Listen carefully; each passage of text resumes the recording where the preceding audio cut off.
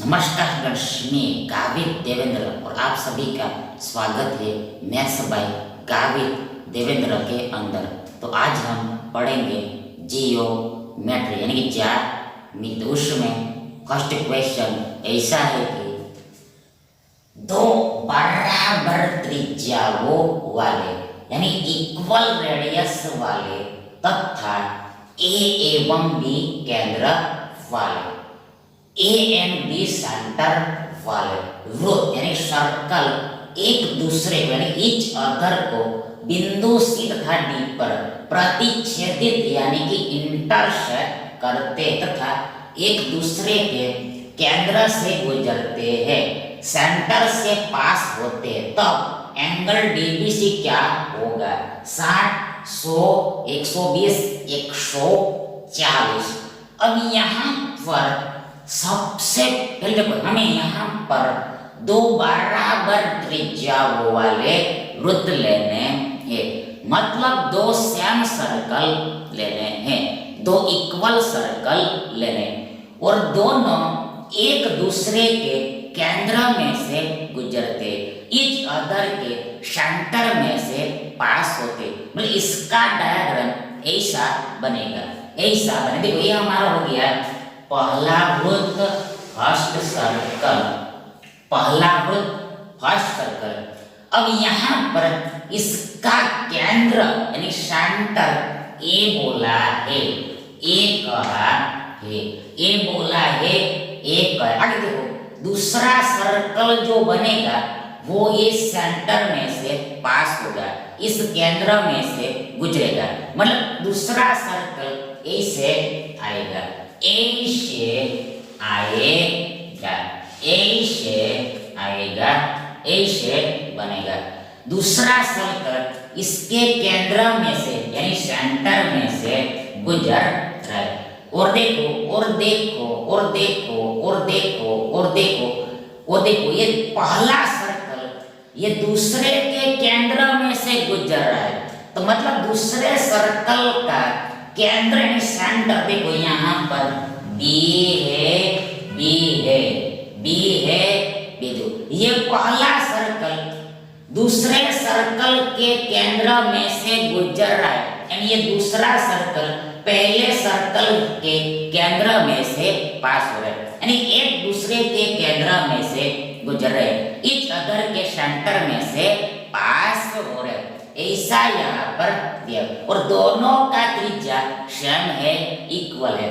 आगे देखो दूसरा यहाँ पर बोला है कि पूछा है कि जरा बताइए, देखो यहाँ पर दूसरा, देखो दूसरा दोनों एक दूसरे ईच अदर को सी तथा डी पर इंटरसेक्ट करते, प्रतिच्छेद करते, मतलब इस इंटरसेक्टिंग पॉइंट का नाम यहाँ पर सी दिया है और इस इंटरसेक्टिंग पॉइंट का नाम दे दिया। देखो ये दोनों सर्कल यहाँ पर और यहाँ पर प्रतिच्छेद कर रहे, इंटरसेक्ट करते। देखो यहाँ पर नाम एक को सी देना है, एक जगह पर सी देना है, दूसरी जगह डी देना है, एक प्लेस पर सी देना है तथा दूसरे स्थल पर डी। देखो यहाँ पर हमने सी नाम दिया, यहाँ पर हमने डी दिया। अब आगे दूसरा, आप चाहे तो सी को यहाँ पर भी दे सकते हो, वो आप पर निर्भर करता है, आप पे डिपेंड करता है। तो यहाँ पर हमने सी दिया, यहाँ पर डी दिया। आगे दूसरा पूछा है कि एंगल डी बीच, डी बीच, डी बीच, डी बीच, एंगल डी बीच, मतलब यहाँ पर डीबी का एग्जिस्टेंस कब होगा, अस्तित्व कब होगा? जब हम ये डी एंड बी को ज्वाइंट करेंगे तब। आगे बीसी का एग्जिस्टेंस कब होगा? तो जब हम ये सी एंड बी को ज्वाइंट करेंगे तब। तो अब यहाँ पर डी बी सी मतलब ये एंगल हमें पूछा है, ये निकालने को बोला है, ये आउट करने को बोला है। इसे आप एंगल सी बी डी ऐसा उल्टा भी बोल सकते। हमें ये बी एंगल आउट करना है, कैसे निकलेगा? How to out? यहाँ पर सबसे पहले यहाँ पर हम आगे ये ए एंड बी को भी हम ज्वाइंट कर दे, ये दोनों केंद्रों को हम ज्वाइंट कर दे। अब यहाँ पर ये सी एंड ए को भी हम ज्वाइंट कर देते। आगे ये ए एंड डी को भी हम ज्वाइंट करते, ये डी एंड ए को भी हमने जोड़ दिया। अब यहाँ पर हमें साफ साफ दिखाई दे रहा है कि दो त्रिभुज बन रहा है, दो छोटा छोटा त्रिभुज बन रहा है, दो स्मॉल स्मॉल ट्रायंगल बन रहा है। पहला ए सी बी ट्रायंगल ए सी, दूसरा ए बी, फिर से पहला ट्रायंगल ए सी बी, दूसरा A D B, A C B and A D B बन रहा है।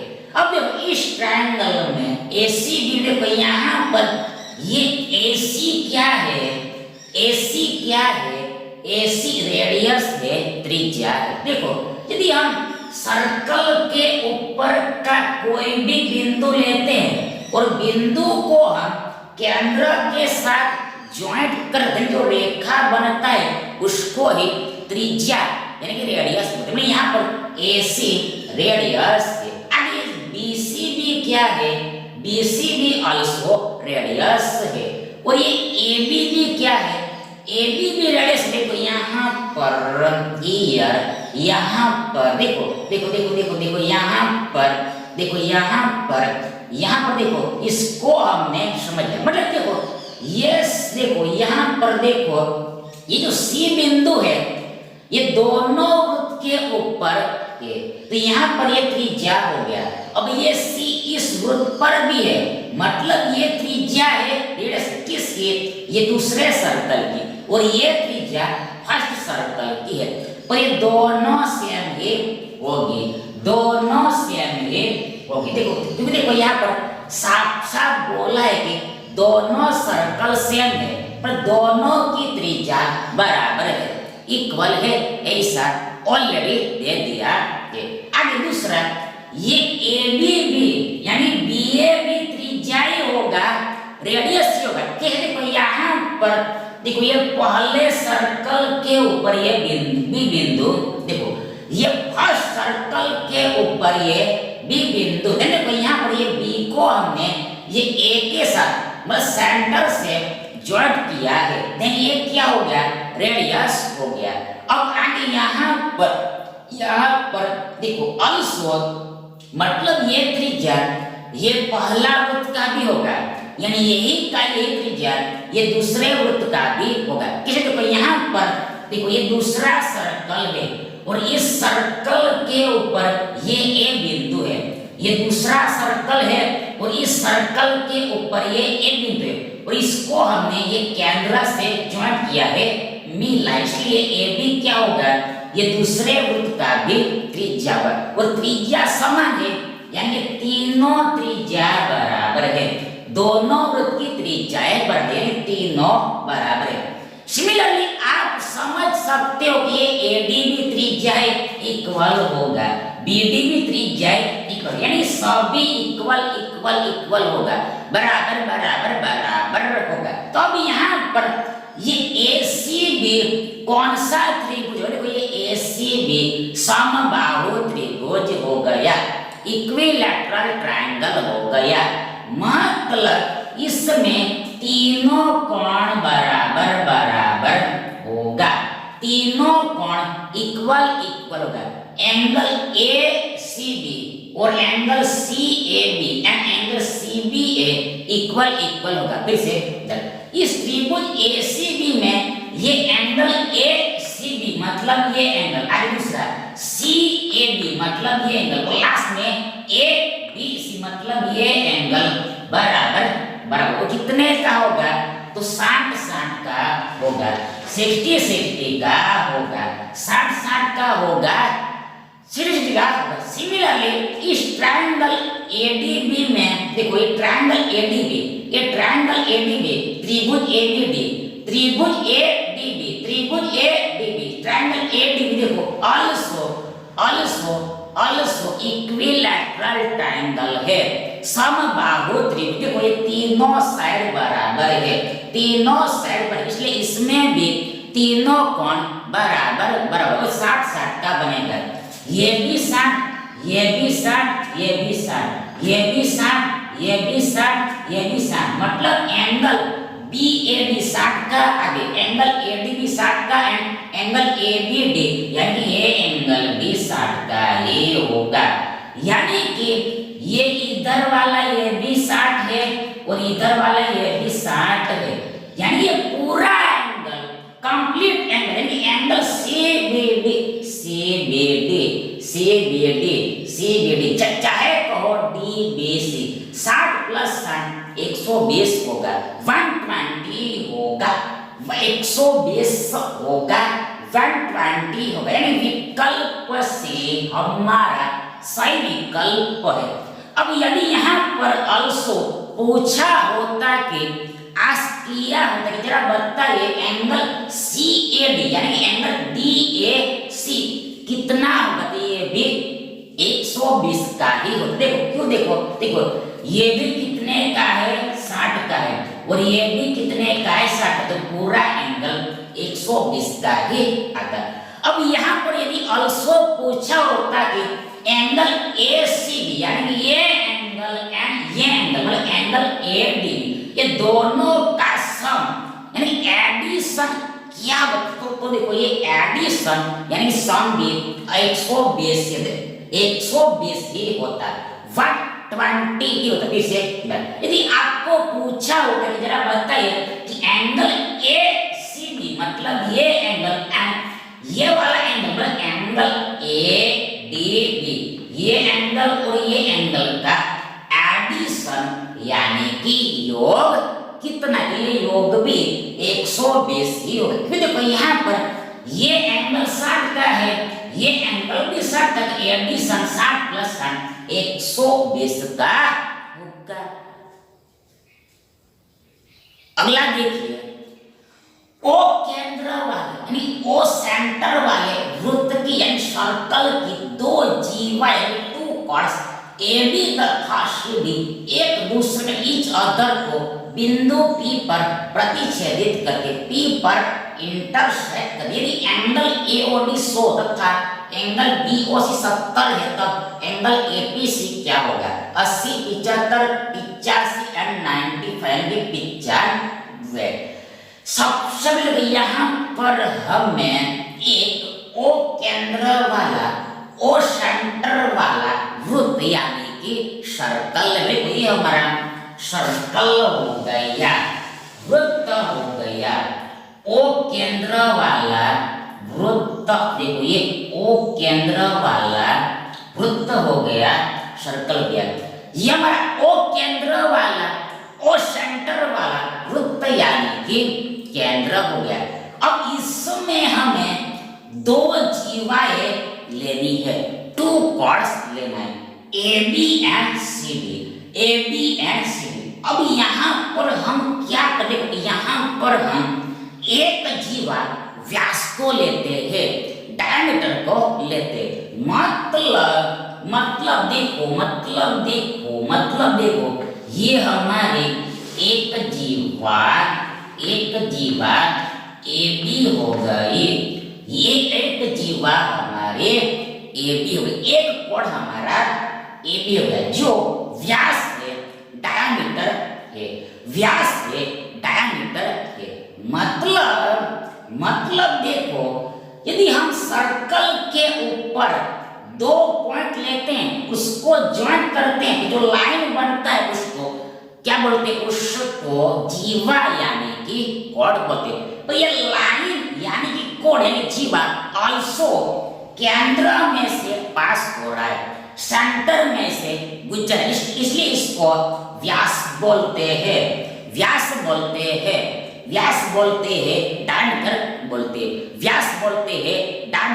बोलते हैं। मतलब ये जो व्यास होता है, ये जो डायमीटर होता है वो सबसे बड़ी जीवा होता है, बिगेस्ट कोण होता है, सबसे बड़ी जीवा होता है, बिगेस्ट कोण। यहाँ पर हमने व्यास को जीवा लिया, AB को हमने व्यास के साथ जीवा लिया, तो ये हो गया। दूसरा हमें जीवा जीवा CD लेना। अब CD को हमें नॉर्मल लेना है। नॉर्मल मतलब हम देखो यहाँ पर ये हमारा CD जीवा हो गया, CD जीवा हो गया, CD कॉर्ड हो गया जो नॉर्मल है। मतलब हमने केंद्र में से नहीं लिया, यानी देखो हमने व्यास नहीं लिया, डायमीटर नहीं लिया, ये नॉर्मल हमने लिया। सर्कल के ऊपर के दो बिंदु को हमने जोड़ा, ये लाइन ही जीवा कहलाता है। आगे दूसरा, ये दोनों के इंटरसेक्टिंग पॉइंट को नाम यहाँ पर P दिया है।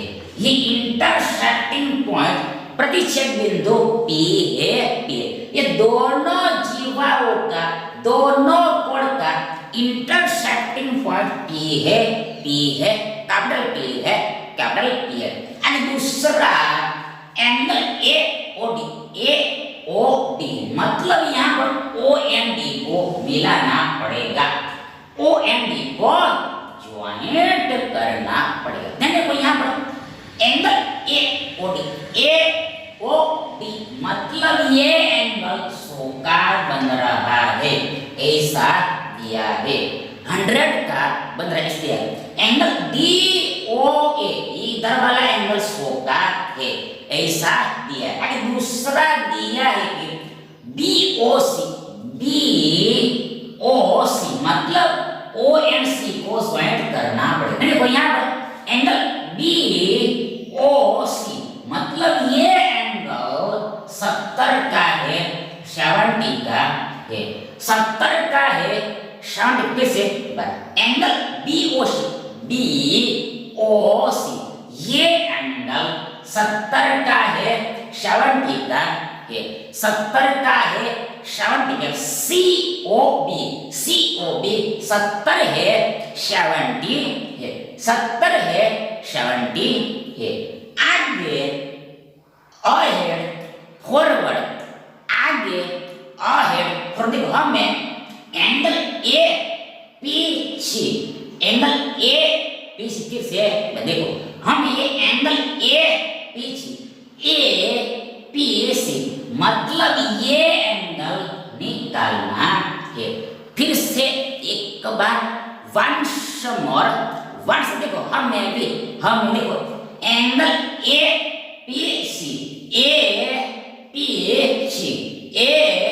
APC मतलब ये एंगल हमें निकालना है, आउट करना है।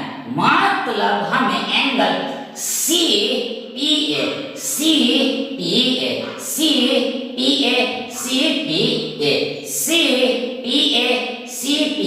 उल्टा भी आप बोल सकते हो। CPA मतलब ये एंगल निकालना है, आउट करना है। अब यहाँ पर ये एंगल कैसे निकलेगा, हाउ टू आउट दिस। देखो यहाँ पर सबसे पहले यहाँ पर ये AB क्या है, ये AB एक स्ट्रेट लाइन है, सीधा रेखा है। फिर से ये जो AB है तो ये AB स्ट्रेट लाइन है, सीधी रेखा है। अब हमें पता है कि सीधी लाइन के एक तरफ का कंप्लीट एंगल, पूरा कोण 180 का बनता है, 180 का बनता है, 180 का बनता है, 180 का बनता है, 180 का बनता है। मतलब ये इतना एंगल 100 है तो ये इतना एंगल 80 का होगा। फिर से देखो ये लाइन के एक तरफ का ये पूरा एंगल 180 होता है और इतना एंगल 100 है, तो सीधी सी बात है कि जाहिर सी बात है कि इधर वाला इतना एंगल 80 का होगा। 180 माइनस 80 होता है 80 होता है, 80 होता है 80 होता है। अब यहाँ पर देखो, यहाँ पर ये त्रिभुज बन रहा है, त्रिभुज COD, ट्रायंगल COD। तो यहाँ पर ये एंगल हम कौन सा एंगल ओ, इस त्रिभुज का एंगल ओ, कौन ओ, एंगल ओ को देखो यहाँ पर ये 70-80 को जोड़ना पड़ेगा, ऐड करना पड़ेगा। देखो यहाँ पर ये 70-80 150 होता है, 150 होता है, 150 होता है, 150 होता है। मतलब त्रिभुज सीओडी में ये पूरा एंगल ओ एंगल मतलब एंगल सीओडी, चाहे तो डीओसी, देखो सीओडी को चाहे डीओसी को, ये पूरा एंगल कंप्लीट एंगल, पूरा एंगल कंप्लीट एंगल मतलब इस ट्रायंगल में ओ एंगल 150 का है, 150 का है, 150 का है, 150 का है, 150 का है। अब आगे यहाँ पर हियर ये दोनों एंगल को हम निकाल पाएंगे। Angle D and angle C को हम आउट कर पाएंगे। कैसे देखो यहाँ पर ये ओसी क्या है, ओसी क्या है, त्रिज्या यानी कि रेडियस है, और आल्सो ये ओडी क्या है, ओडी भी त्रिज्या है, ओडी भी रेडियस है। मतलब इस ट्रायंगल सीओडी में ये ओडी साइड, ओडी भुजा यानी ओसी भुजा यानी ओडी भुजा दोनों त्रिज्याएं है, रेडियस है, इसलिए दोनों बराबर होगी। त्रिज्याएं तो इक्वल ही होती है। सर्कल एक है तो त्रिज्या तो बराबर होगी, सर्कल एक है तो त्रिज्याएं बराबर होगी। मतलब सीओ बराबर ओडी है, सीओ बराबर ओडी है, सीओ इक्वल टू ओडी है, सीओ इक्वल टू ओडी। अब हमें पता है यदि किसी भी त्रिभुज में दो साइड बराबर है तो सामने के दो कोण भी बराबर होते, ऑपोजिट टू एंगल्स भी इक्वल होते। देखो यहाँ पर ये सीओ के सामने वाला कोण ये डी है, आगे ये ओडी के सामने वाला कोण यानी ऑपोजिट एंगल ये सी है। मतलब सी एंड डी बराबर होगा, सी एंड डी बराबर होगा, इक्वल होगा, सी एंड डी एंगल बराबर होगा। मतलब angle O C D and angle O D C, ये एंगल बराबर होगा। कितने का, यहाँ पर सीधी सी बात है कि अल्सो हमें पता है कि तीनों कोणों का योग 180 ही होता है, 180 होता है। यहाँ पर ये 180 में से हमने 150 को माइनस किया, घटा के हमारे पास 30 बचता है, 30 बचता है। अब अल्सो वी नो दैट ये दोनों एंगल इक्वल, इसलिए आधे आधे में बढ़ जाएगा। मतलब हमें 15 मिलेगा, 15 मिलेगा। मतलब ये एंगल भी 15 का, ये एंगल भी 15 का होगा। मतलब angle O C D and angle O D C दोनों 15 का होगा, 15 का होगा। ओ सी डी 15, ओ डी सी 15 का होगा, 15 का होगा। अब हमें निकालना है ये पी एंगल। देखो यहाँ पर हमें निकालना है, हमें निकाल एंगल ए पी सी मतलब सी पी ए, ये एंगल हमें निकालना है। कैसे निकले, तो यहाँ पर अब ये छोटे ट्रायंगल को लेना पड़ेगा, ये छोटे ट्रायंगल को पकड़ना पड़ेगा। मतलब ट्रायंगल सी ओपी में देखना पड़ेगा, त्रिभुज सी ओपी में देखना पड़ेगा, त्रिभुज सी ओपी में देखना। इस समय ये एक एंगल 70 का है, यानी एंगल सीओपी यानी पीओ से 70 का है, 70 का है, 70 का है, 70 का है। आगे दूसरा ये एंगल ओसीपी चाहे ओ पीसीओ 15 का है, 15 का है, 15 का है, 15 का। ये एंगल भी आराम से निकल जाएगा, कंफर्ट से निकलेगा। मतलब ये एंगल कितना होगा, तो 180 माइनस करना पड़ेगा।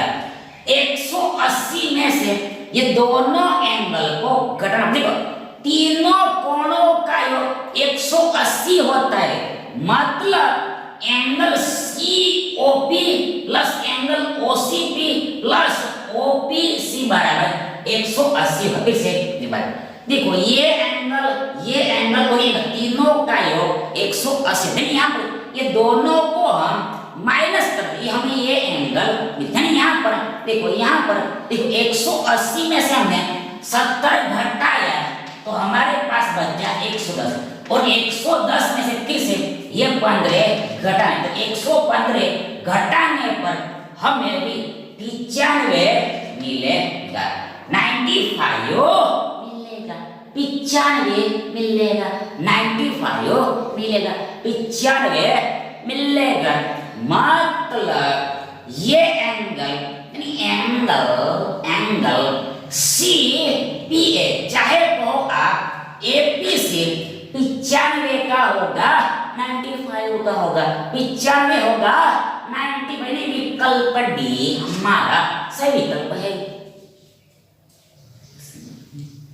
अगला देखिए, दो वृत्त टू सर्कल एक दूसरे पर ईच अदर को बिंदु A तथा B पर प्रतिच्छेदित करते हैं, इंटरसेक्ट करते। AB के समांतर यानी समानांतर पैरेलल रेखा यानी लाइन वृत्तों के सर्कल्स को CD तथा F पर प्रतिच्छेद करती है। यदि CD बराबर 4.5 सेंटीमीटर तब EF की लेंथ क्या होगा, लंबाई क्या होगा, 1.50 सेंटीमीटर, 2.25 सेंटीमीटर, 4.50 सेंटीमीटर, 9.00 सेंटीमीटर। सबसे पहले यहाँ पर हमें दो वृत्त खींचने हैं, दो सर्कल खींचने हैं, दो वृत्त खींचने हैं, दो सर्कल खींचने हैं, दो वृत्त खींचने हैं, दो सर्कल खींचने हैं, दो वृत्त खींचने हैं, दो सर्कल खींचने। देखो यहाँ पर मेन बात देखो, पहली बात तो देखो यहाँ पर ऐसा नहीं दिया है कि ये दोनों वृत्त एक दूसरे के केंद्र में से गुजर रहे। यहाँ पर ऐसा नहीं गिवन है कि ये दोनों वृत्त एक दूसरे के केंद्र में से ही गुजरना चाहिए, सेंटर में से ही पास होना चाहिए, सेंटर में से ही पास होना चाहिए, सेंटर में से ही पास होना। दूसरी बात, ये दोनों वृत्त इक्वल भी नहीं, मतलब अलग भी हो सकते हैं, ये दोनों की रेडियस अलग भी हो सकती है, कुछ भी हो सकता है, यहाँ पर फिक्स दिया नहीं। तो देखो हमने ऐसा दो वृत्त ले लिया। अब यहाँ पर इसका यानी पहले सर्कल का हम सेंटर यानी कि केंद्र O लेते हैं, और दूसरे सर्कल का केंद्र सेंटर हम O डैश लेते हैं, O डैश लेते हैं, हमने लिया। अब यहाँ पर आगे बोला है कि ये दोनों वृत्त एक दूसरे को A तथा B पर काटते हैं, कट करते, मतलब यहाँ पर और यहाँ पर काट रहे हैं, कट कर रहे। देखो इसका नाम हम A देते हैं, इसका नाम B देते हैं, इसका नाम हमने A दिया, इसका नाम B दिया। अब हम ये A एंड B को ज्वाइन करते हैं, जो देखो यहाँ पर ये लाइन AB बन गया, रेखा AB बन गया, मैड हो गया। अब आगे ये AB के समानांतर यानी पैरेलल हमें देखो लाइन खींचना है। फिर से एक बार आगे फॉरवर्ड हम ये AB के लाइन AB के समानांतर यानी पैरेलल, इसके समानांतर यानी पैरेलल हमें लाइन खींचनी है, लाइन ड्रॉ करना है, लाइन खींचना है, लाइन ड्रॉ करने को ये लाइन इस लाइन यानी AB लाइन के समानांतर है, पैरेलल है, समानांतर है, पैरेलल है, मतलब ये दोनों लाइन एक दूसरे को कभी काटता नहीं, ये दोनों लाइन एक दूसरे को कभी ये काटेगा नहीं, कट करेगा नहीं। also दूसरे शब्द में यहाँ पर ये दोनों लाइन के बीच का लंबवत दूरी यानी परपेंडिकुलर डिस्टेंस इक्वल रहेगा। फिर से ये दोनों लाइन समांतर है, मतलब ये दोनों लाइन के बीच का लंबवत दूरी यानी परपेंडिकुलर डिस्टेंस इक्वल ही रहेगा, समान ही रहेगा, इक्वल ही रहेगा, समान ही रहेगा, इक्वल ही रहेगा, समान ही रहेगा, ऐसा होगा। अब यहाँ पर ये जो लाइन है तो ये वृत्तों को यानी कि सर्कल्स को इसी डी ई तथा एफ पर प्रतिच्छेद करती है, कट करती है। मतलब यहाँ पर इसका नेम सी है, इसका नेम डी है, इसका नेम ई है और इसका नेम एफ है। यहाँ पर साफ साफ दिया है कि गिवन है देखो यहाँ पर ए बी के समांतर जो रेखा है, लाइन है, वो वृत्तों को यानी सर्कल को सी डी ई एफ पर प्रतिच्छेद करते हैं। C D E and F पर इंटरसेक्ट करती है, प्रतिच्छेद करती है। मतलब ये दूसरे सर्कल और ये लाइन का इंटरसेक्टिंग पॉइंट सी है। आगे ये पहले सर्कल और ये लाइन का इंटरसेक्टिंग पॉइंट डी। आगे ये दूसरा पहला सर्कल है, पहला सर्कल और ये लाइन का इंटरसेक्टिंग पॉइंट ई है और लास्ट में ये दूसरा सर्कल एंड ये लाइन का दूसरा सर्कल एंड ये लाइन का इंटरसेक्टिंग पॉइंट प्रतिशत बिंदु ये एफ है, डबल है, ऐसा यहाँ पर दिया है। अरे दूसरा दिया है कि CD 4.5 है। ये CD यानी डी से सी से लेकर डी तक की दूरी यानी डी से लेकर सी तक की दूरी यानी डिस्टेंस 4.5 है, 4.5 सेंटीमीटर है, 4.5 सेंटीमीटर है, 4.5 सेंटीमीटर है, 4.5 सेंटीमीटर है, ऐसा दिया है, ऐसा गिवन है। और हमें पूछा है कि ईएफ क्या होगा, ये ईएफ क्या होगा, एफ की क्या बनी, ई से लेकर एफ तक की दूरी यानी एफ से लेकर ई तक की दूरी क्या होगी, कैसे निकलेगा, हाउ टू अवॉइड दिस, कैसे निकलेगा, हाउ टू अवॉइड दिस। देखो यहाँ पर सबसे पहले तो हम क्या करें, तो यहाँ पर ये जो डीई है, ये जो डीई है, एडी है यानी डी से लेकर ई तक की दूरी यानी ई से लेकर डी तक की दूरी, ये पहले वृत्त का जीवा है, कोण है दूसरे पर। ये डीई है, ये डी पहले वृत्त का जीवा है यानी कि कोण है।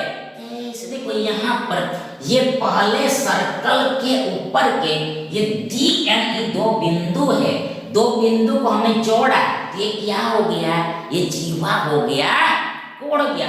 अब डी पर हम इस केंद्र से क्या करते हैं, लंब डालते हैं, परपेंडिकुलर डालते हैं, लंब डाला, परपेंडिकुलर डाला, मतलब इस लाइन के साथ हमने 90 का एंगल बनाया, 90 डिग्री का एंगल बनाया।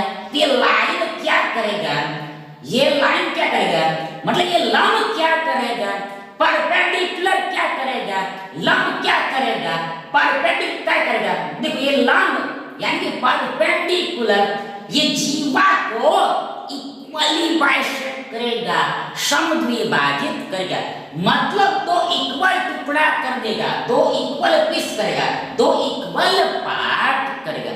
यदि इस इंटरसेक्टिंग पॉइंट को नाम हमने y दिया, कैपिटल Y दिया, देन dy बराबर y, dy बराबर y यानी ये दोनों टुकड़ा समान हो गए। अब सिमिलर कार्य हम इधर से भी करते हैं, इधर से भी करते, मतलब अब हम देखो यहाँ पर तो सीधा आएगा, ये सीधा स्ट्रेट आएगा, सीधा स्ट्रेट लेना है, सीधा स्ट्रेट आएगा। देखो इस केंद्र से मतलब दूसरे सर्कल के केंद्र से हम ये जीवा पर मतलब अब जीवा कौन होगी, अब हमने दूसरे सर्कल का सेंटर लिया है, तो अब हमें ये दूसरे सर्कल की यानी दूसरे वृत्त की जीवा चाहिए, कोण चाहिए। हमने केंद्र दूसरे सर्कल का लिया है, इसलिए हमें जीवा कोण दूसरे सर्कल का ही चाहिए, दूसरे वृत्त का ही चाहिए। तो यहाँ पर ये CD है, CF है, देखो CF है, CF है, CF है, CF यानी FC है, मतलब C से लेकर F तक की दूरी यानी F से लेकर C तक की दूरी, ये दूसरे वृत्त का जीवा है, कोण है। मतलब वृत्त के ऊपर के मतलब वृत्त की परिधि के ऊपर के सर्कल के सरकमफेरेंस के ऊपर के दो बिंदुओं को हमें यदि जोड़ा, ज्वाइंट के जो लाइन बनता है उसी को जीवा बोलते हैं, कोण बोलते हैं, जीवा बोलते हैं और बोलते हैं। यहाँ CF जीवा है, FC कोण है। अब इस जीवा पर भी बड़ी जीवा पर हम ये O से लंब डालते हैं, परपेंडिकुलर डालते हैं, लंब डालते हैं, परपेंडिकुलर डालते हैं। ये क्या करेगा, ये also ये जीवा को इक्वली बाइसेक्ट करेगा, समद्विभाजित करेगा, मतलब CY बराबर Y है, CY बराबर Y है होगा, FY बराबर YC होगा। ये दोनों टुकड़ा इक्वल होगा, बराबर होगा। अब हमें निकालना है EF और हमें दिया है CD, कैसे निकलेगा, तो देखो ये आराम से निकल जाएगा, कंफर्ट से निकल जाएगा। मतलब देखो यहाँ पर पहली बात तो ये CY बराबर Y है, ये दोनों टुकड़ा बराबर है। इसमें ये टुकड़ा 4 का है, ये टुकड़ा कितना होगा वो निकालें। ये CD 4 है, 4.5 है, वही EF हमें निकाल। देखो दूसरी बात यहाँ पर देखो ये DY एंड Y भी बराबर है, देखो यहाँ पर ये DY एंड Y बराबर है। देखो हमने अभी भी जस्ट देखा है, इस वृत्त के लिए हम देखा है, पहले वृत्त के लिए देखा है कि ये DY बराबर Y है, तो सीधी सी बात है कि CD बराबर EF होगा, मतलब ये भी 4.5 सेंटीमीटर ही होगा। देखो इसको हम फिर से एक बार समझ, देखो यहाँ पर ये दोनों टुकड़ा बराबर है, DY बराबर Y है और ये पूरा टुकड़ा भी बराबर है, CY बराबर YF है। और हमें पता है कि ये CD 4.5 है और ये बराबर है, ये DY एंड Y बराबर है, तो सीधी सी बात है कि ये जितना होगा उतना ही ये इसको भी होना पड़ेगा।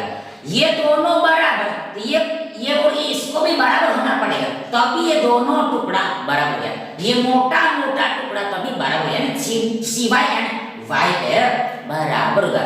मतलब CD 4.5 तो ये भी 4.5 ही होगा, तो आंसर निकल गया। EF देखो ये 4.5 सेंटीमीटर होगा, 4.5 सेंटीमीटर होगा, 4.5 सेंटीमीटर होगा। अब यहाँ पर दूसरी बात देखो पॉइंट हो, पॉइंट के आगे में कोई संख्या हो और संख्या के पीछे में अनंत शून्य हो, इनफाइनाइट जीरो, तो भी उनकी असर यानी इफेक्ट उस संख्या को पड़ती ही नहीं। दैट इज 4.5 इनफाइनाइट जीरो होगा तभी इक्वल बराबर 4.5 ही होगा, 4.5 होगा, 4.5 होगा। किससे ये बात, यदि यहाँ पर 4.5 लास्ट में इनफाइनाइट जीरो होता तो भी इक्वल बराबर 4.5 ही हो जाता। मतलब पॉइंट के बाद कोई संख्या हो, चाहे कितना भी डिजिट का हो, और उसके लास्ट में इनफाइनाइट जीरो, तो उसकी कोई भी असर नहीं पड़ेगा। लिखो चाहे ना लिखो, लिखो चाहे ना लिखो, उससे कोई भी मतलब नहीं। दैट इज ये 4.50 लिखे चाहे 4.5 लिखे, एक ही बात होता है। मतलब यहाँ पर 4.5 को 4.50 लिखा है, इसको आप 4.500 भी लिख सकते हो, 4.5000 भी लिख सकते हो। मतलब पीछे में आप इनफाइनाइट जीरोस राइट कर सकते हो, मतलब यही आंसर है, कंफ्यूज ना होना है, यही आंसर है। 4.50 यानी 4.5 यानी 4.5 यानी कि 9 का आधा हाफ सेमी है में आंसर है। विकल्प सी हमारा सही विकल्प है। Thank you.